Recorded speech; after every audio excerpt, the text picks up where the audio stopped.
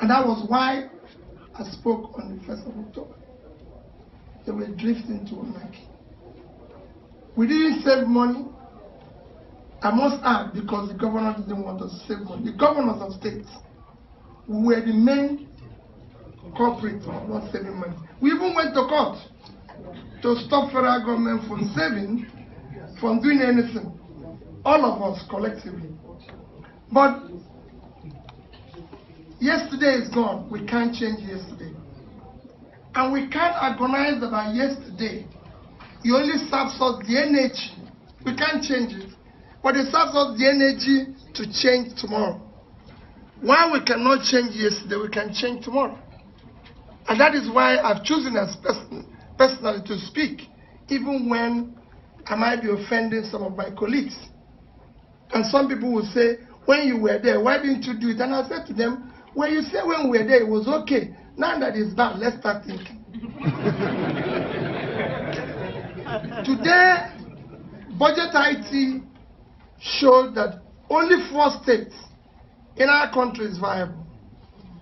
Rivers, Lagos, Akwa Ibom, and Enugu. The rest are not viable. Even those 4 that are viable have huge debts. Lagos has about $1 trillion debts today. Rivers and Akwa Ibom is over 200 billion. And Enugu 40. And if you look at the sustainability of these states, one thing is that overhead cost. Nothing else.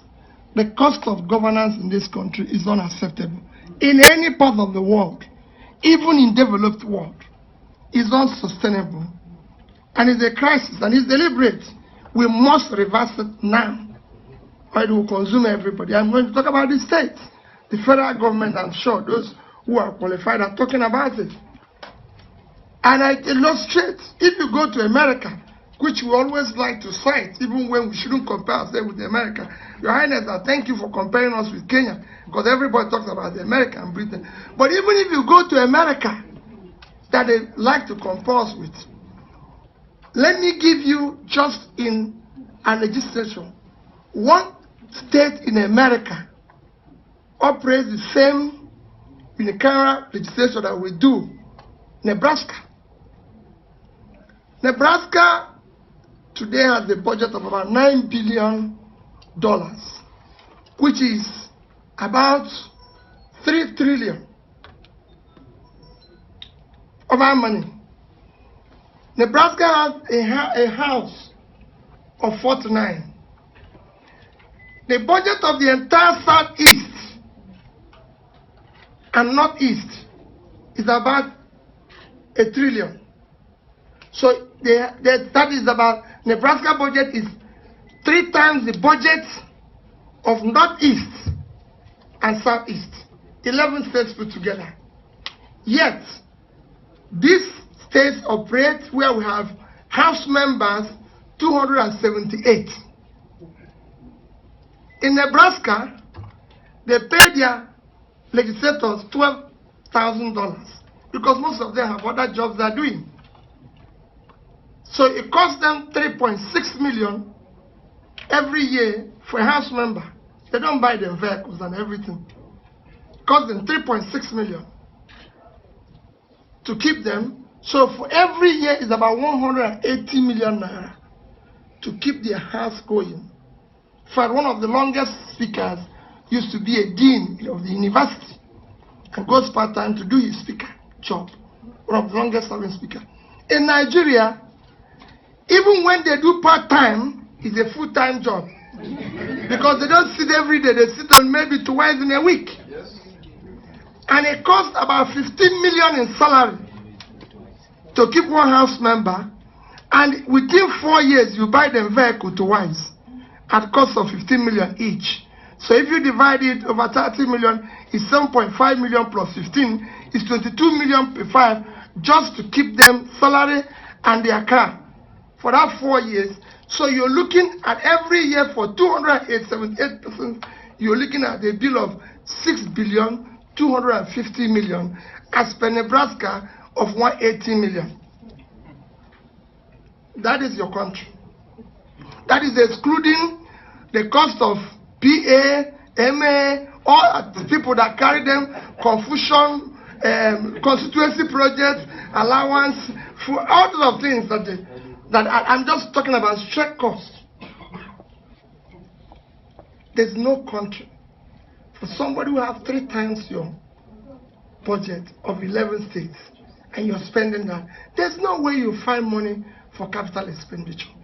There's no way you can find money to pay salaries and everything. And it can go on and on in cost like that. A second thing, look at the education. The most critical thing for this country today is education. Everybody knows that the problem between the Asian countries and sub-Saharan African countries where we are is because we didn't invest in education. While Asian countries were investing in education, we are busy investing in consumption, picnicking and dancing. And the consequences that look at where we are today. In Asia, things are changing, driven by education. And for this, federal government says we will help the states to finance basic education. Federal government decides this year to budget for UBEC 22,500,000,000 naira. The state government said to federal government, we don't have money to do counterpart funding because they are supposed to contribute 50% of it. They said they don't have the money. And the government said, yes, we will leave you, no problem. They don't have 22 billion. Out of a total budget of all the states is about 4.something trillion, which they are supposed to have at least 10% for education, which is 400-something billion. But they don't have 22 billion, which means there's nothing for education. Even 22 billion, and people say, how are we going to get 22 billion? The normal size of any governor's convoy today is 25 vehicles. The wife is 15, including an ambulance, because they don't go with ambulances, they're not in a hospital. The deputy governor is 10. No, you can check it. I count it every day. I sit and stay and count it. And I started with it. I can say it. I started with it. So it's something I've experienced. At today's cost of vehicle, including, if you average it, including the armored car and bulletproof car that is in it, it's about 25 million per vehicle.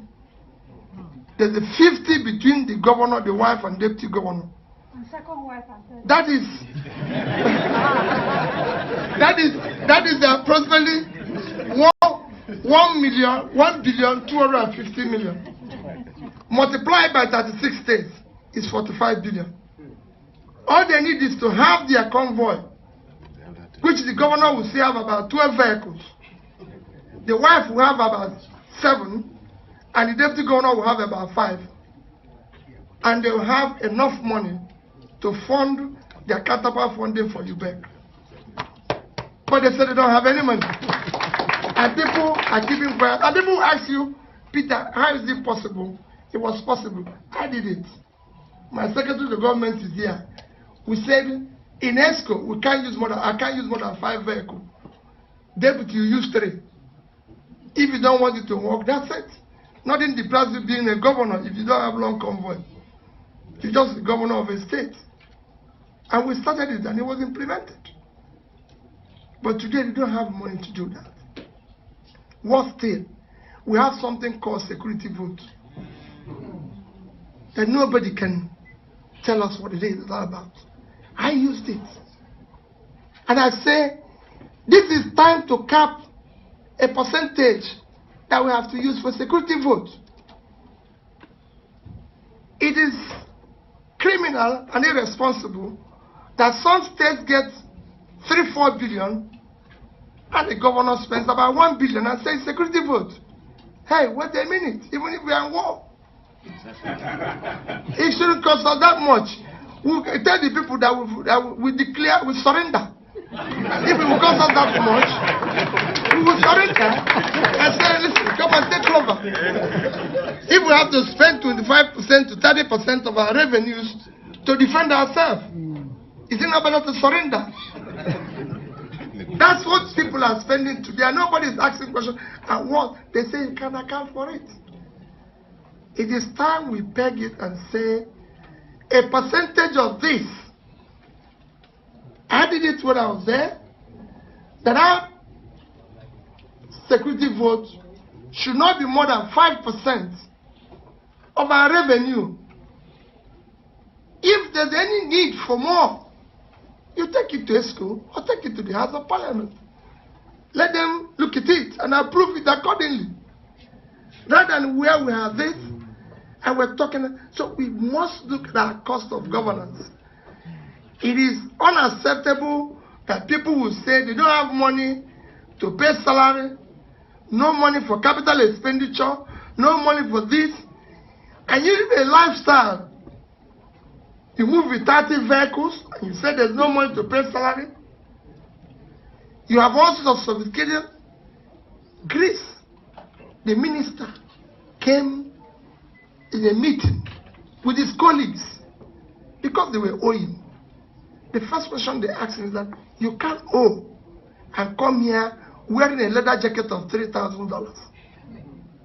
In Nigeria, he will come with private jet, with a Rolex watch, and say you should be bailed out. He's going to bail you out. And then suddenly, when I said before that people should not be bailed out, people say, what do I mean? Okay, we'll bail out the first time, we'll bail the second one, and we'll continue to bail out. It is time that we have to look at our local government, our state government. This is time to instill physical discipline. It is a critical component of what His Highness is talking. The level of consumption, the level of fiscal irresponsibility in this country is not sustainable. Mine is to look at the cost of governance. It's critical. I was the governor for 8 years, and I said any day, if you find one contractor who executed job and had a certificate that is not paid, come and show me the contractor. If you have one supplier who said he supplied goods and it was not paid, come and show it to me. And like I said, I did not borrow a kobo from anybody. I did not request anybody to issue a bond. And I've said the banks where I left money. I say it every day.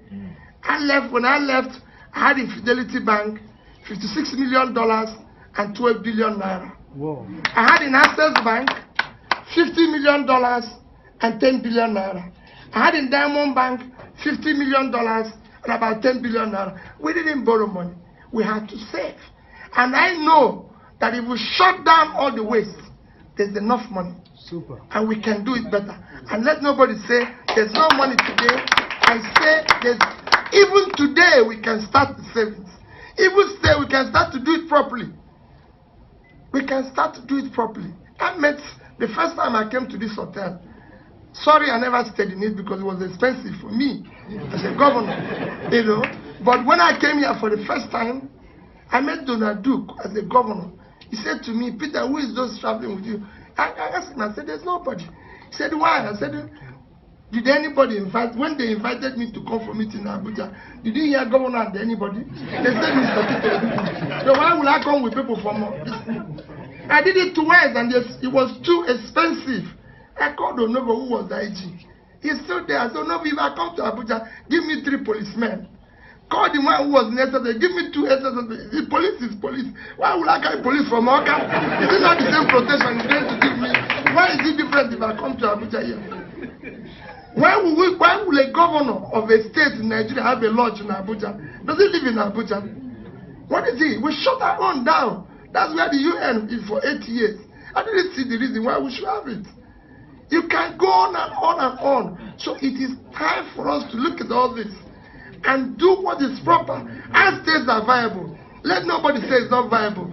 It is not viable because we decided to do it the same way. So for me, I thank Your Highness and I thank all those who are organizing this. This is time for Nigerians to speak out. We have no other country except this one. And if we don't do anything, the abuse of this country it will take its revenge on all of us tomorrow and on our children. Thank you.